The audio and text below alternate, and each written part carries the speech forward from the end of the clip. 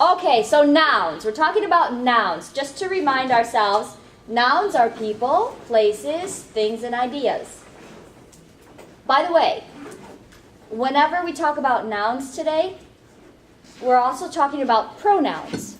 Pronouns are the words that take the place of nouns, and those are the words like he, she, it, they, we, you, him, her, them, us, etc. Okay, so nouns. Cinderella, the prince. These are people, of course. Okay, so what do nouns do? Well, nouns can function as subjects, direct objects, indirect objects, objects of prepositions, and predicate nominatives. Stop! Isn't a noun just a noun? What do you mean by subject, direct object, indirect object, object of preposition, and predicate nominative? It's easy. I want you to think of a woman. A generic woman. Like, okay, here's my picture. This is Mrs. Nutter. Now, Mrs. Nutter is always a woman. But what else can a woman be? Sometimes Mrs. Nutter is a daughter. Sometimes Mrs. Nutter is a sister. Sometimes Mrs. Nutter is a wife. Sometimes she's a mommy. Sometimes she's an aunt. And sometimes she's a godmother. At all times, Mrs. Nutter is a woman. But the role or the job that she does changes based on the situation. So it's the same thing with nouns, you guys. A noun is always a person, place, thing, or idea. But its role or its job changes based on the situation. So let's see it again. Nouns can function as subjects, direct objects, indirect objects, objects of prepositions, and nominatives. Only these 5 jobs. That's the cool thing. When I'm looking at a sentence and I say there's a noun, there's a noun, there's a noun, oh wait, that one's the subject, that one's the indirect object, that's the direct object. At least there's only 5 choices of what that noun can be. It's not going to be not an infinite number of possibilities.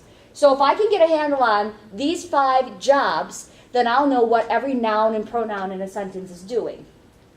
So our mission is to not only be able to, number 1, identify every noun in a sentence, but also indicate which job it's currently doing. So let's break open some sentences and just see these nouns, in other words, doing their jobs. Here we go. Dun, dun, dun, dun. Okay, here's a sentence. Cinderella works. On your paper, you see this sentence, Cinderella works, and then you see this chart. This chart has some stuff on it. A subject box, action verb, indirect object, direct object, preposition, and object of preposition. Here we go. When you're breaking open a sentence, the first thing you always do is find the verb. Because if you think of a sentence like a little solar system with a sun and planets going around it, the verb is the sun. The verb is the center of every sentence, and everything else rotates around whatever the verb is. So in our sentence, Cinderella works, everybody. Everybody, what's the verb? Works. So take the word works and throw it in the action verb box. Now I say to myself, once I find my verb, I say, okay, who or what is doing the verb? So who's doing the verb, everybody? Cinderella. Cinderella. Good. So we write Cindy in the subject box. So easy. 2-word sentence, we broke it open. We have a verb, we have a subject. So Cinderella is my subject. Cinderella is who the sentence is about. Okay, onto your paper. Find Bjorn. Isn't he cute? All right, so a subject is the noun in a sentence that's performing the verb. For example, here's a sentence. The prince gives Cinderella a shoe after the ball. In order to find the subject of this sentence, the first thing I do is ask myself, what's the verb? Number 2, then you ask who or what is doing the verb. In the sentence, the prince gives Cinderella a shoe after the ball. Circle the subject now. Go. You should have circled prince. Sentence number 2, the prince sees Cinderella. So we start by saying, what's the verb? So what's the verb? Everybody. Sees. Okay, put sees in your action verb box. Then I say, who's doing the scene? Who's doing the scene, everybody? Prince. Okay, since he's doing the scene, he's my subject. My subject does the action, so the prince is doing the scene. Now, who or what is he seeing? Cinderella. So the first question is, what's the verb? Second question is, who's doing the verb? The prince is doing the verb. Third question is, what is he seeing? Cinderella. Now, Cinderella is what's being seen. She's directly receiving the action of the verb, Since she's directly receiving that action, she's my direct object. So Cindy is my direct object. Cinderella is my direct object. The direct object is the noun in the sentence that is receiving the action of the verb. It says to find the direct object, number one, you ask yourself, what's the verb? You always start with the sun. Always find the verb first. Number two, then you ask who or what is doing the verb. That's your subject. Number three, then you ask yourself, what's receiving the action of the verb? That's going to be our direct object. Now, we want to circle the direct object in the sentence. So look at the sentence. The prince gives Cinderella a shoe after the ball, and circle our direct object, please. Shoe is our direct object. It says, did you think that Cinderella was the direct object? Don't feel bad if you thought it was Cinderella. But here's why it's the shoe. We know that gives is the verb. Gives is the verb. Then I say to myself, who's doing the giving? The prince. The prince is my subject. Then I say to myself, what is being given? Is Cinderella being given? Yes. No, the shoe is being given. So that's why it's the shoe. The shoe is directly receiving the action of the verb to give. All right, let's move on. Cinderella gives the prince a smile. What's the verb? Gives. Write gives in the action verb box, please. Then you say to yourself, who or what is doing the giving, everyone? Cinderella. Cindy. That's right. Next, what's being given? Smile. Smile. Smile is our direct object. And notice that on my chart, direct object is way over here. There's an empty box here first. So Cindy gives smile. The word order in this sentence is important. It's important in English, and if you're doing a foreign language like German, for example, the word order is the same. It's important, though. Okay. To whom is the smile being given, everybody? Okay, so the prince is what we call our indirect object. Gives is my verb. Cindy is my subject. What's being given? The smile to whom? The prince. Note, this is important. You can't have an indirect object unless you have a direct object. Here we go. So an indirect object. Go to Bjorn. It's the noun in the sentence that is receiving the direct object. A sentence can't have an indirect object unless it already has a direct object. That's imperative to understand. All right, we look at our sample sentence. We're going to break this apart. The prince gives Cinderella a shoe after the ball. Here we go. To find our indirect object, this is the step that we take. Number one, we ask ourselves, what's the verb? Number two, we say who or what's doing the verb. That's our subject. Number three, we say what is receiving the action of the verb. That's our direct object. And here it is. We ask who is receiving the direct object. That's our indirect object. I like to think of a basic like gift scenario. When a person is giving a gift to someone, the gift is the direct object and the person receiving the gift is your indirect object. Circle the indirect object in the sentence, the prince gives Cinderella a shoe after the ball. Okay, clap if you circled Cinderella. Okay? So Cinderella is receiving the gift. The gift is a stinky old shoe. The prince gives Cinderella a shoe after the ball. Here we go. Sentence number 4. Cinderella gives a smile to the prince. Here we go. Cinderella gives a smile to the prince. On our chart, this is on your paper, number 4. Cinderella gives a smile to the prince. Put the verb in the verb box. Gives. Next thing I say is, okay, who's doing the giving? Cindy is our subject. Next thing I say, okay, what's being given? Smile. Smile. That's my direct object. Cindy gives a smile. What's the indirect object? Clap if you think it's the prince. You're wrong. I knew it wasn't that. We want to say that the prince is the indirect object. We want to say that, but we can't. Why can't we say it? All right, check it out. To the prince is a prepositional phrase. To the prince is a prepositional phrase. Now listen, check this out. The prince is stuck in a prepositional phrase. And whenever a word is in a prepositional phrase, it's immediately like thrown away. We are going to go hunting for prepositional phrases today. So the prince is, also notice the word order. See on my chart here? Subject, verb, indirect object, direct object. If the person receiving the present is at the end of the sentence, if it doesn't come before the direct object, then it's probably in a prepositional phrase. Same thing in German, by the way, for all my German kids, because I got at least 5 or 6 of you in here. So subject, verb, direct object, prepositional phrase. All right.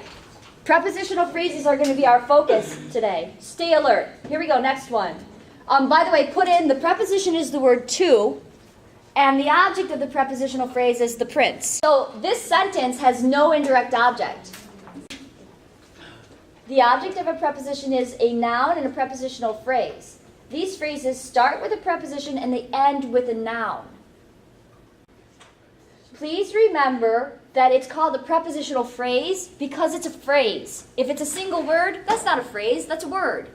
Anytime you see a preposition all by itself, that's probably an adverb.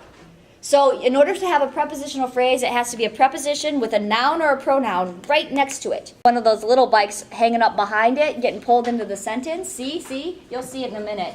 But the parent on the main bike is your preposition, and then the little noun or pronoun, the child, is being dragged into the sentence by that preposition. To find the object of a preposition, number 1, you look for little words like to, by, for, in, on, after, about. And number 2, you see if the noun is right after that little word. Okay, if so, it's probably a prepositional phrase.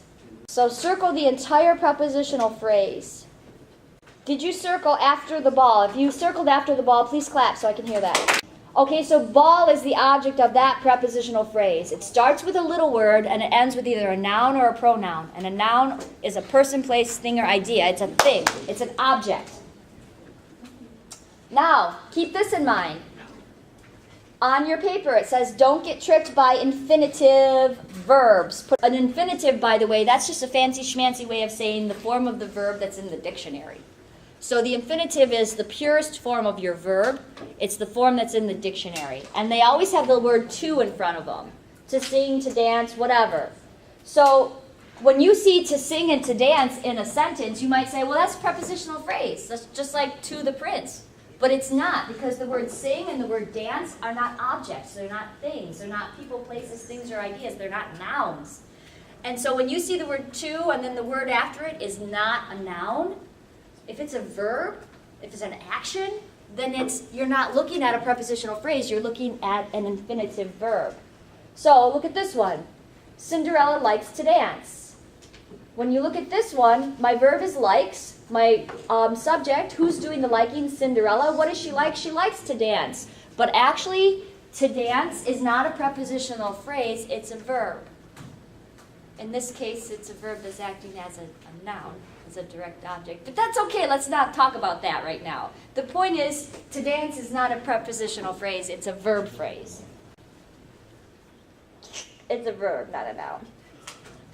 Anyway, prepositional phrases end in nouns. Okay, let's try some practice sentences. The prince sends Cindy a kiss. What's the verb? Sends. Then you say, okay, if sends is the verb, who's doing the sending? The prince. He is your subject. Then I say, okay, sends is the verb. Who's doing the sending? The prince. He's my subject. What is he sending? He's sending a kiss. So the kiss is my direct object. And it goes way over here. And then I say, to whom is he sending a kiss? He's sending it to Cinderella. And I look carefully to make sure, yep, she's in the right place. It goes subject, verb, indirect object, direct object. So Cinderella is my indirect object. My word order is subject, verb, indirect object, direct object. Number 6. The prince sends a kiss to Cinderella. I say, what's the verb? Sends. Yeah, sends. And then I say to myself, who's doing the sending? Prince. The prince. He's my subject. And then I say, what is he sending? A kissy kissy. A kissy kissy. A kissy kiss is receiving the action of the prince's verb. He's sending a kiss, so that's my direct object. And then I say, what's the indirect object? Oh. There isn't one. Woohoo! Marley, Do you see it this time? Are you tricked again? Do the dance, I got that. Awesome. To Cinderella. Notice the word order. Notice the word order. Subject, verb, direct object, and then who's getting the present is way at the end after the word to. Because it's way at the end after the word to, it's in a prepositional phrase. The word order gives it away. No, you're not tricked again. Cindy is stuck in a prepositional phrase. Because of the two. Yes, because of the to. So please, on your chart, put that the preposition is to and the object of that preposition is Cindy. Oh, I'm smart, aren't I? Cindy and the prince dance into the night. So I say to myself, what's the verb? Dance. Right verb, dance, right there.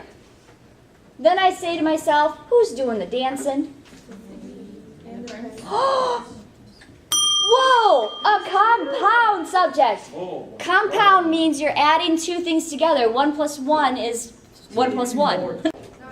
Okay, so who or what is receiving the action of their dancing? Nope. No, positional phrase. Love you. Okay. No, wait, don't Triple question mark right here. Nothing's receiving the action of their dancing.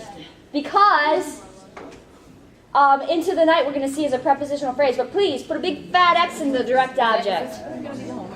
No. Then, if there's no direct object, automatically there's not going to be an indirect object. So put an X there. And then we know that into the night is a prepositional phrase. So in your preposition, we're going to use the word into, and in the object of the prepositional phrase, we use the night.